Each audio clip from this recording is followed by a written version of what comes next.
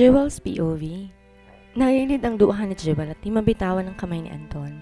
Ayaw na muna sana niyang umalis sa tabi nito. What about her? Di ba dapat i-prove din ni Jewel ang sarili niya sa mga Montero? Aba naman, 3 lang ang apo ko at dapat lang nakarapat-dapat ang mga mapapangasawa nila. Maanghang na singit ng malanding Montero. Natigilan siya at napakurap. Tama naman to.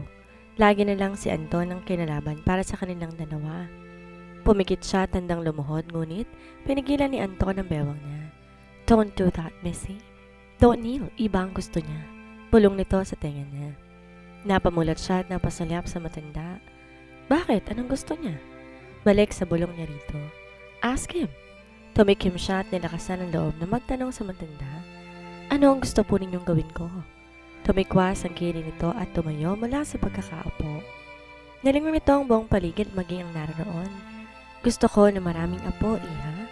Gusto ko na maraming lahi mula sa apo ko. Kaya mo ba? Hamon nito. Umawang ang labi niya habang sila fufu mahinang natawa. Kita niya rin napangisi si Margie at ang mommy nito. Pagkatapos sa isang buwan, doon niyo na lang gawin ang apong gusto ni Ton Dante. Sa ngayon ang request ko ay gawin mo, Anton. Kundi hindi ka makakaanak. Madiing paalala ng daddy ni Jewel. Napanguso siya. Akala niya kaya niya pa itong pakiusapan pero hindi. Sa araw din yun, sinama sila nito ni Jasmine sa Carino Mansion. Bumalik na ang mga katulong doon. Naninibago rin siya sa bait ng mommy ni Margie at doon na rin nalaman na engaged ng kapatid niya. Baby, we'll stay here for a month then we'll move to your Uncle Guapo's house, alright? Pagkausap niya kay Jasmine kinagabihan. Napalabi ito. So he is your husband, mommy? Inayos niya ang buhok nito at kinumutan. He is. Don't you like him for me? It is not like that, mommy. But what about Uncle Floyd? Nawala ang ngiti niya sa tanong nito. Paano nga naman si Floyd? Isa pa pala yun sa mga dapat niyang ayusin bago lumagay sa tahimik na buhay kasama si Anton at Jasmine. I will talk to him soon, Sagot niya rito. Please don't change your mind, mommy. Choose Uncle Guapo. He loves you so much.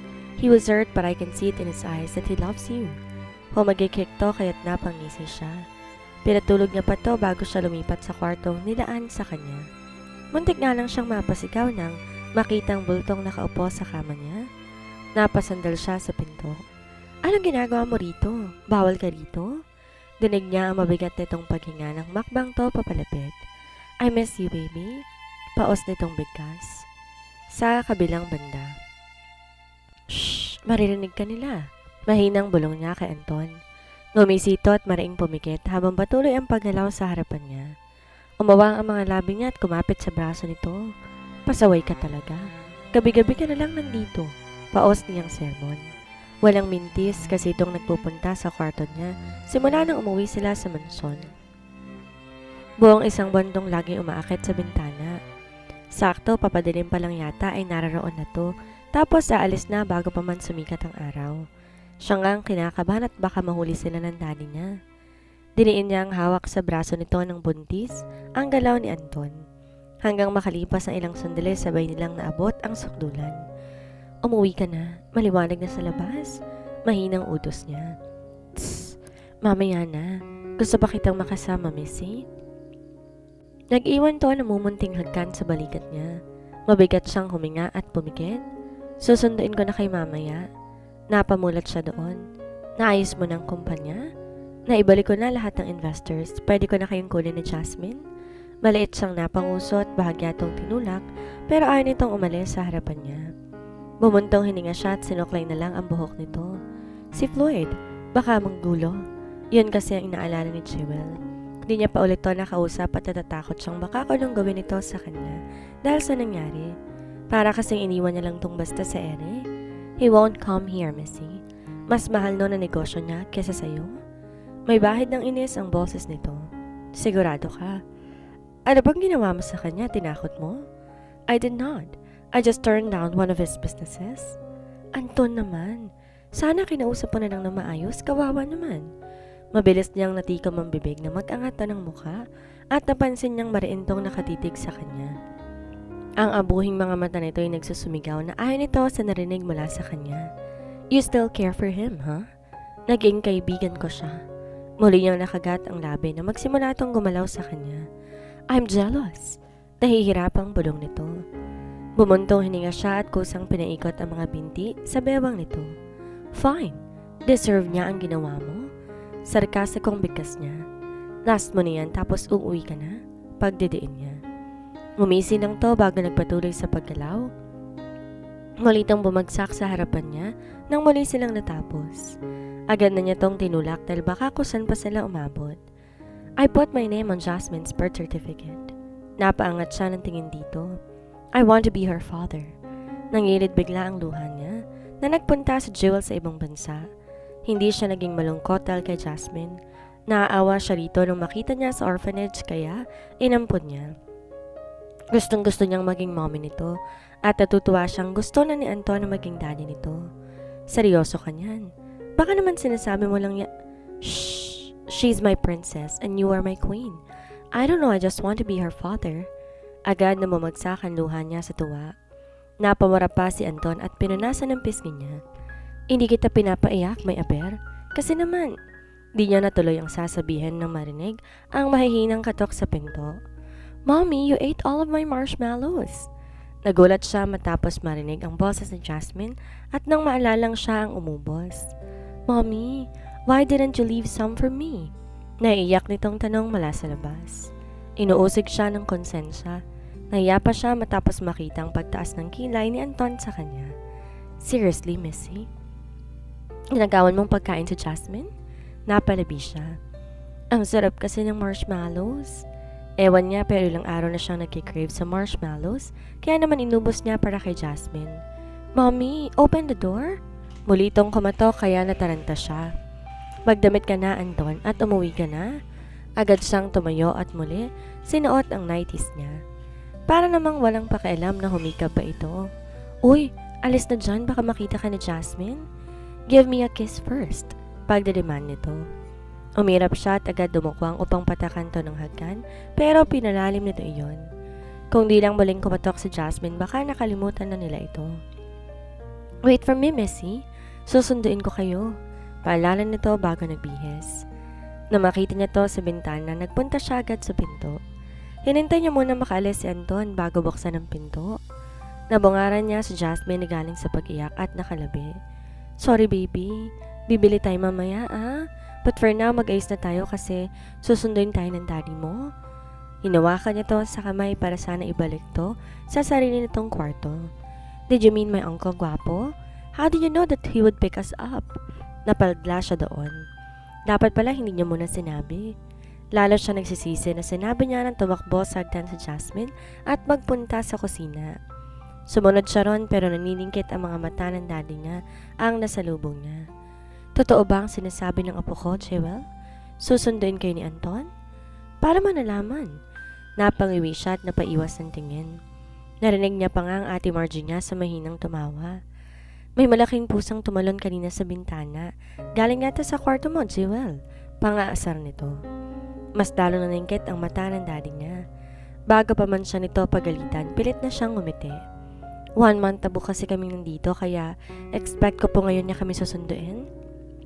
Pagsisinungaling niya. Pumirmi ang labi ng daddy niya. Akala niya magagalit pa to pero tahimik itong pinaghina ng upuan sa Jasmine. Kumain muna kayo at baka sumulpot biglang malaking pusa. Sarkastikong bigkas nito. Narinig pa niyang tumawang ate Margie niya at ang mommy nito. Sakto pag-upo niya siya namang lapit ng katulong para sabing nasa labas na si Anton. Ang bilis naman ng malaking pusa na yan. Nangingising bigkas ng ate Margie niya. Nasa po niya ang noo at napailing. Sa meryosong daddy niya na makapasok na sa kusina si Anton. May bitbit tong brown envelope na agad na at binigay sa daddy niya pagkatapos magmano. Sir, naayos ko na po ang kumpanya ninyo. Susunduin ko na po ang mag-ina ko. Tumahimik ang buong mesa. Sa Jasmine lang ang nakangiti at kumakaway kay Anton. Daddy, buy me marshmallows later. Mommy ate all of my marshmallows. Sumbong nito. Sure, princess. We'll buy a lot. Ginalo pa nito ang buhok ni Jasmine. Yun ay kung papayagan kitang kunin sila ngayon. Malamig na bigkas ang daddy niya. Sir, what do you mean? Sumeryoso bigla si Anton. Umamin ka. Gabi-gabi kang umakit sa bintana ng anak ko? Biglang kinabahan sa Jewel at kita niya, bahagyang nagulat si Anton. Natakot siya na baka di nga sila paalisin doon kaya agad siyang tumayo. Hinila niya si Jasmine bago lumapit kay Anton. Daddy, mauna na kami. Okay na rin naman ang kumpanya eh. Tapos na rin ang isang buwan, pwede na kaming umalis. Tarantang bigkas niya at walang lingon likod, hinila mag-ama niya paalis ng kusina. Dinig niyang humalakak ang ate Margie niya pero di na siya lumingon. Saan nakaparadang sasakyan mo? Balang niya kay Anton. Messi, nakakawalang galang na basta natin sila iniwan? Nakakawalang galang? Bakit? Kaya mo bang magtiis at mag-ala Spider-Man? Makasama lang ako? Bumuntong hininga ito. Umibis ang sagot ay binuhat ito sa Jasmine at hinila siya patungo sa sasakyan nito. Of course not. Kukunin ko pa rin kayo kahit tumanggi siya. Ngumisi ito bago siya pinagbuksan ng pinto. Di niya tuloy mapigilang matawa sa biyahe. Masigla na rin sa Jasmine lalo pat nalaman nito, makikilala nito ang mga pinsan nitong si Adi at Aris. Well, you have another two Uncle Guapos, Princess? Nakangising imporma ni Anton nang papasok na sila sa mansyon ng mga Montero. Really, Daddy? But I think you're the most handsome. Nag-high five ang dalawa kaya napairap siya. Tss, you haven't met my dad yet. Anang boses ng batang lalaki. Nalingon na nila si Aris na pababa sa hagdan. Kita niya naging matari agad ang itsura ni Jasmine. Excuse me? My daddy is the most handsome man. Sigaw ni Jasmine kaya binitawan niya ito. Ugly? Naiinis na bigkas ni Aris bago tumakbo sa kusina. I'm sorry about that. We're all equally handsome, Princess. I hope you get along well with your cousins. Banayin na pagkausap ni Anton. He is so arrogant, Daddy. He is so entitled. Sumimangot pa si Jasmine. Sabay na lang silang natawa ni Anton. Hinapit ito ang bewang niya at giniya siya sa kusina. Yun nga lang parang bumaligtad na sikmura niya matapos makaamoy ng bacon. Are you alright, Missy? Di siya nakasagot. Nadakip niya ang bibig bago lakad takbong hinanap ang banyo at doon nagduduwal. Sa kabilang banda, I'm excited. Ano na, Jewel? Kinikilig na bigkas ni Angeline mula sa labas ng banyo. Tuwang-tuwa ito habang siya'y kinakabahan. Pinagamit kasi siya nito ng pregnancy test kit kaninang nagduwal siya. Ngayon, hinihintay niya na lang ang resulta. Kagat-kagat niya ang hinalaking daliri habang nakaabang. Ngunit kusa siyang natiginan at namilog ang mata matapos makita ang pagpula ng dalawang linya. Oh my God! Di niya mapigilang bulalas. Uy, ano na? Baka mawala na ng malay sa sala si Anton kakahintay. Pangaasar pa ni Angeline. Huminga siya na malalim ngunit nanginginig pa ang kamay ng kuna ng kita. Ilang beses siyang lumunok upang pigilan ang pagbagsak ng duha niya. Agad din siyang lumabas na kinatayo ng tuwid ni Angeline. Ano? I'm sure it's positive. Ngumiti ito tinawakan ng balikat niya. Kinagat ay babang labi at marahang tumango. Namilog ang mga mata nito at gusto yatang sumigaw sa tuwa pero ito mismo nagtakip ng sariling bibig. Nasaan si Anton? Binaba nito ang kamay at tinuro ang sala. Nandun, kasama si Andre at Don Dante. Si Aldrin lang wala dyan. Bakit? Nasaan si Aldrin? Nagkargador. Bakit? Umiling to at gumisi. Ewan ko ron. Basta yun ang gusto niyang gawin. Napatango na lamang siya. Sabay silang nagtungo sa sala. Malayo pa lang nakatitig na mariin si Anton sa kanya. Sa itsura nito parang mas kinakabahan pa to sa kanya kahit mariin ang tingin. Naroon si Don Dante na nakatikwas ang kilay at nakalingon sa kanila. Si Andre naman ay nakay Angeline ang tingin at nakangisi dito. What's the result? Agarong tanong ng matanda. Mahinang tumawa si Angeline. Lolo, tinakot mo naman masyado sa Jewel. Kumibit balikat ang matanda. Dapat lang ma-pressure siya. Alam niyo naman na gusto ko ng maraming apo at maraming bata dito sa bahay. Gumisis si Angeline at agad lumapit kay Andre nang lumapit na sa kanya si Anton. Agad nitong kinulong ang bewang ni Jewel at humagkan sa noon niya. Don't mind him. We don't need to rush. Bulong nito. Napanguso siya. Di raw kailangan magmadali pero ito naman mismo nagmamadali noon. Muli siyang huminga na malalim at tahimik na nilagay sa malaking palad nito ang kit. Ramdam niya na tigilan to at napatitig sa kit. Congrats, may aber. Daddy ka na ulit. Masuyo niyang bulong dito. Nagulat siya na mutik na tong matumba. Hindi nito maisara-sara ang palad at maialis ang titig doon. Is this real? Nangihina pang bigkas nito. Dinig niya mahinang pagtawa ni Andre. Nakakapanghina ba, Anton? Lalong yumakap sa bewang niyang asawa. Di siya nakakilos nang isiksik nito ang mukha sa balikat niya. Itutulak sana niya to pero ramdam niya ang pagkabasa ng balikat niya dahil sa luha nito. Umawang ang labi niya habang nagkatawanan ng mga kasama nila. Ang weak mo naman, Anton. Akala ko mawawalan ka ng malay, iiyak ka lang pala. Ani Angeline na yumakap din sa asawa. Thank you, my aber. I am so happy. Naiiyak nitong bulong. Napangwi siya at tinapik ang braso nito. Kalaking lalaki pero umiiyak. Upo tayo, anyaya niya. Tumango lang to. Agad pa rin tong yumakap sa kanya at siniksik pa rin ang mukha niya sa balikat. Napailing siya at pinagsalikop na lang kamay nilang dalawa. Ayaw pa rin itong bitawan ng hawak na kit. Bueno, panatag na kung di ka na ulit nalayas, Jewel. Ani Don Tanding tumayo at ngumisi. Naguguluhan niya tong nilingon, ngunit lumapit ito at tinapik ang balikat niya. Welcome to the family, Iha. I did not hate you. I just wanted to both of you to be stronger and end up together. Sinserong paliwanag nito. Naginit ang puso niya at di mapigilang manginit ang luha. Lagi na lang siyang takot kay Don Dante pero ngayong ito mismong nag-welcome sa kanya nakakagaan sa puso. Matutuwa pong Lolo Iskuko na sa pamilya niyo po ako napabilang. Sandaling natahimik ang matanda na ipinagtaka niya. Iha, sa totoo lang, di ko naman kailangan ng lolo mo eh.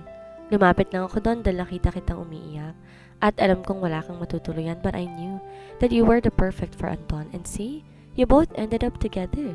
Ang galing ko talagang mag-matchmake. Si Aldrin na lang at pwede na ako mawala. Lo, don't say that. Magkapanabay na bigkas ni Andre at Anton. Kita niyang umigting ang panga ni Anton. Di na rin to nakasiksik sa balikat niya.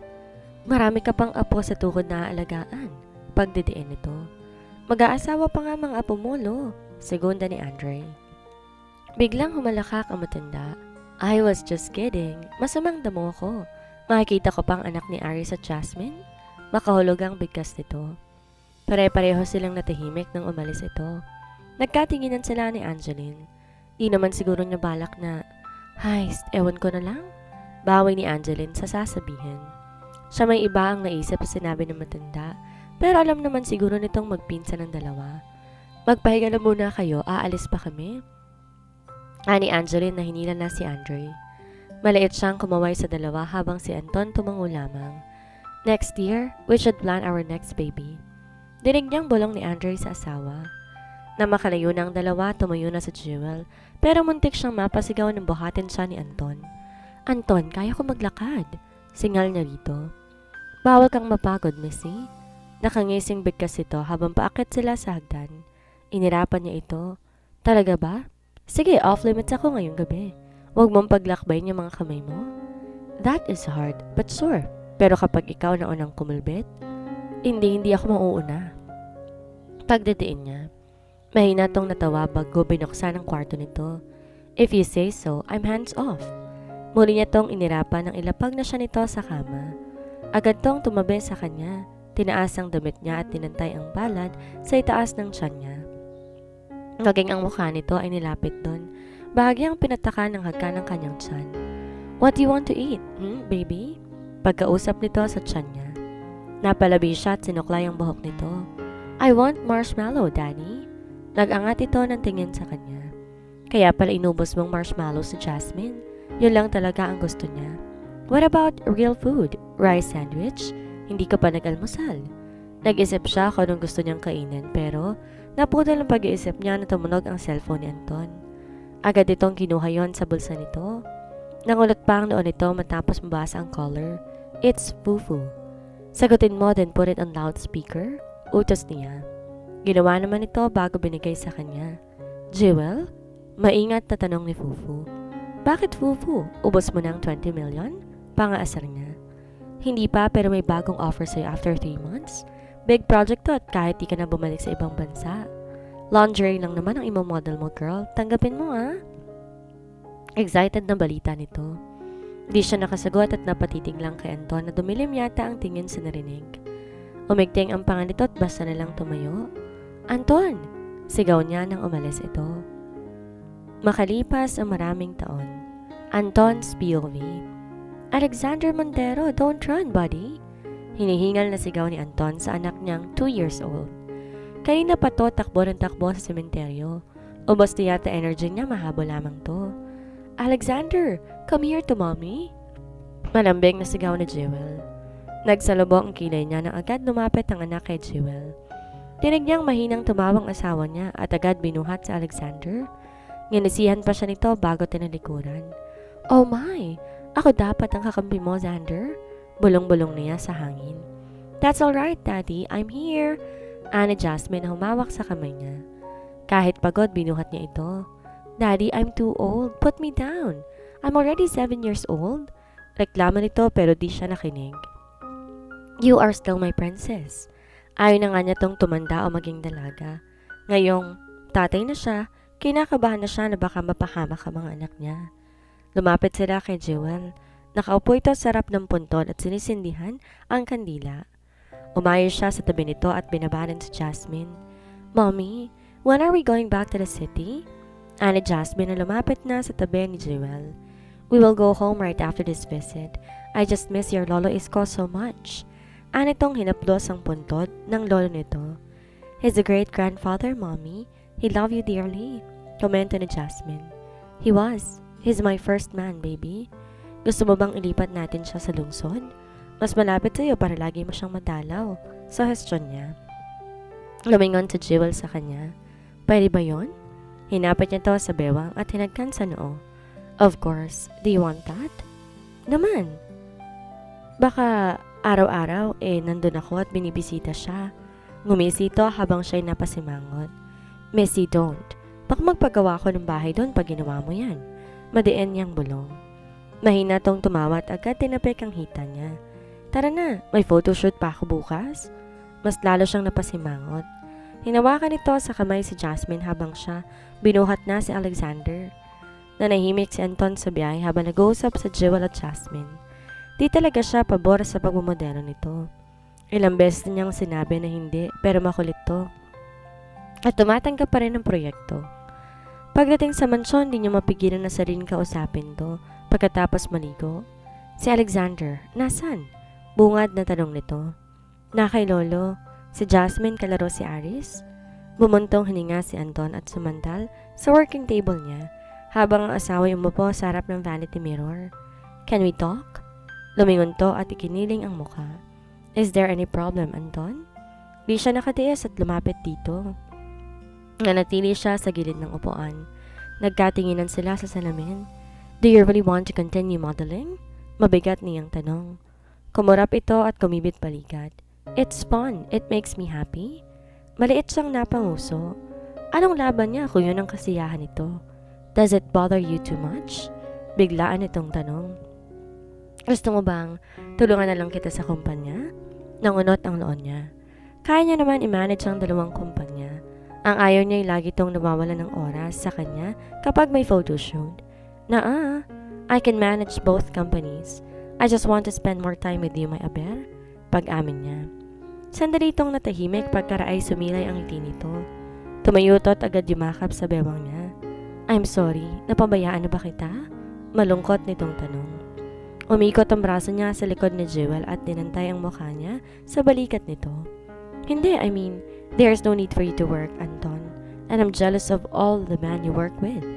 Dinig niyang mahina tong natawa. Nag-angato ng tingin. Pinakita ang palasinsingang may dalawang singsing. Kala mo naman di nila alam. 2 beses akong kinasal sa'yo. They won't even flirt with me because of your bodyguards, Anton. Takot silang mabugbog. Tumaas ang kilay niya. Bakit? Do you want them to flirt with you? Tumalim ang tingin niya at humigpit ang yakap dito. Of course not. Sinasabi ko lang naman na wala kang dapat ikaselos, okay? Last na yung project ko bukas. Tinaas pa ang kaliwang kamay bilang pangako. Gumaan ang pakiramdam niya at nilagay ang takas niyang buhok sa likod ng tenga nito. I don't really want to stop you from doing what you love. It's just that nilagay ang hintuturo sa mga labi niya kaya napatigil siya. I know. Naunahan mo lang ako pero talagang titigil na ako sa pagmamodelo. Really? Why is that? Nagtataka niyang tanong. Mahina tong humagikik. Kinuha ang isang kamay niya at nilapat sa tiyan nito. Natulos siya sa kinatatayuan at bumilis ang tibok ng puso niya. I'm pregnant again. Bulong nito na lalong nagpatigil sa kanya. Malakas siyang napasinghap. God, for real? Nakangiti itong tumango. Yup, huwag kang mawawalan ng malay dyan. Banta nito. Ilang beses siyang huminga ng malalim kahit mga nanginginig na ang tuhod niya.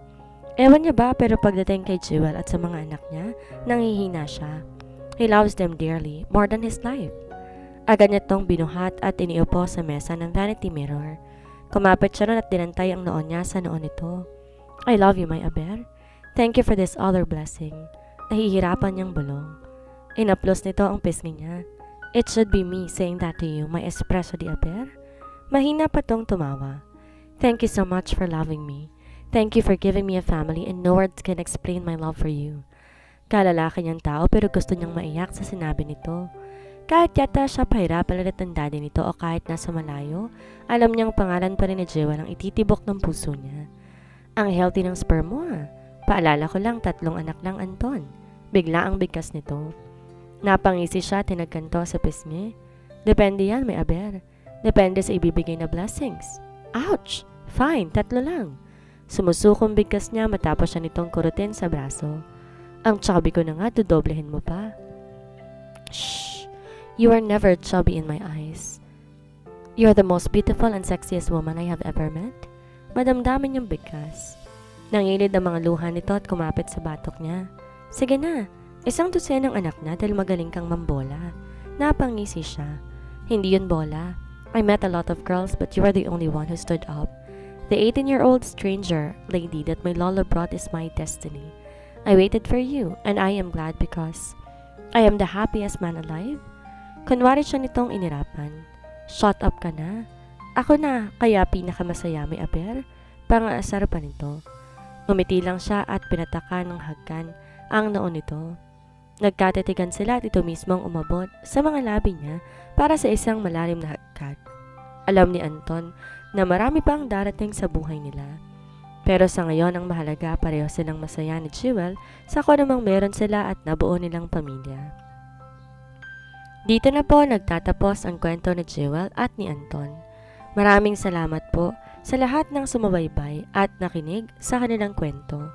Sana po ay patuloy niyo pa rin suportahan ang aking mga susunod na kwento. Maraming salamat po and keep safe everyone!